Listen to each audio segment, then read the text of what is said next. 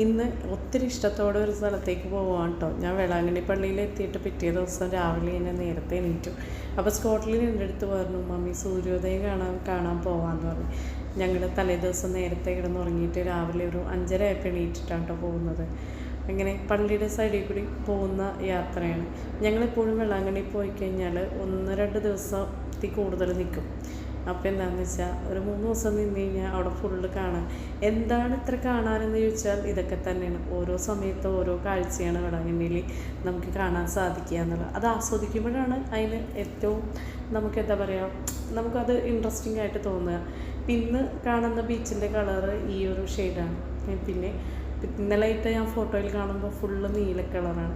Evening വരുമ്പോൾ അത് വേറൊരു കളറാണ്. അപ്പോൾ അത് തന്നെ നമ്മളുടെ കണ്ണുകൊണ്ട് നമ്മൾ എന്താ ആസ്വദിക്കുന്നോ അതാണ് നമ്മുടെ സൗന്ദര്യം. നമ്മൾ കാണുന്ന ആ ഒരു ബീച്ചിൻ്റെ ആണെങ്കിലും ആ നാടിൻ്റെ ആണെങ്കിലും സൗന്ദര്യം എന്ന് പറയുന്നത്.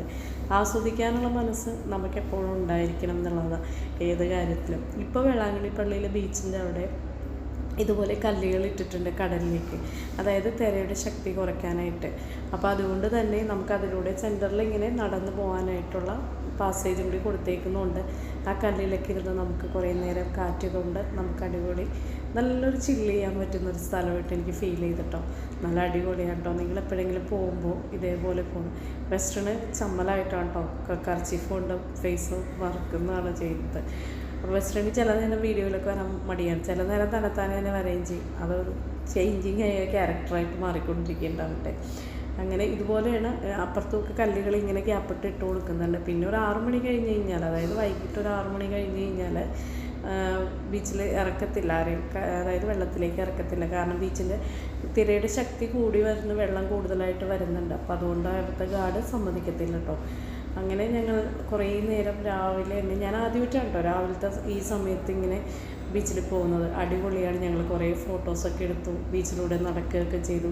ബെസ്റ്റിനോട് ഞാൻ കുറേ നേരം ഇരുന്ന് സംസാരിച്ചു, ഓരോ കാര്യങ്ങളൊക്കെ പറഞ്ഞു കൊടുത്തു. അങ്ങനെയൊക്കെ കാര്യങ്ങൾ മുന്നോട്ട് ഒരു നല്ലൊരു എക്സ്പീരിയൻസിലൂടെയാണ് കേട്ടോ ഞാൻ ഈ സമയം കടന്നു പോയത്. അത് പറഞ്ഞറിയിക്കാൻ പറ്റുന്നുണ്ടായിരുന്നില്ല. കുറേ സമയം വെയിറ്റ് ചെയ്ത് നിന്നു. അപ്പം ഞാൻ സ്കോട്ട്ലൻഡിൻ്റെ അടുത്ത് ചോദിച്ചേടാ സൂര്യൻ വരുവോടാന്ന് ചോദിക്കേണ്ട അവസ്ഥയെ. പിന്നെ വന്നത് ഒരു മായാലോകത്തിൽ തന്നെ ഞാൻ എത്തി എന്നുള്ളതാണ്. ഈ ബീച്ചിൻ്റെ ഈ ഒരു ഭംഗിയൊക്കെ മാറി നല്ല റെഡിഷ് കളറും അതുപോലെ തന്നെ ലാവൻഡർ ഷെയ്ഡൊക്കെ ആവുന്നു, പർപ്പിൾ കളറൊക്കെ ആവുന്ന പോലെ, ഓറഞ്ച് കളറാവുന്ന പോലെയൊക്കെ ഫീൽ ചെയ്തിട്ടോ എനിക്ക്.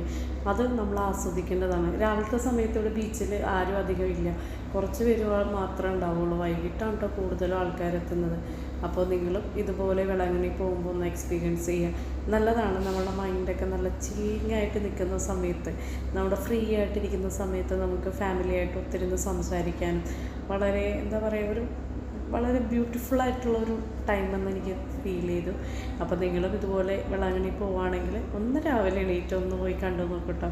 ഇത്രയും ഭംഗിയൊന്നും ഞാൻ ഇതുവരെ കണ്ടിട്ടില്ല. അപ്പോൾ അതുകൊണ്ട് നിങ്ങളൊന്ന് ആസ്വദിച്ച് നോക്കുക. അപ്പോൾ എൻ്റെ വീഡിയോ ഇഷ്ടപ്പെട്ടാൽ ലൈക്ക് ചെയ്യുക, കമൻറ്റ് ചെയ്യുക, സബ്സ്ക്രൈബ് ചെയ്യുക. ഇനിയും നല്ല വീഡിയോ ആയിട്ട് വരാം. Okay, thank you. God bless you.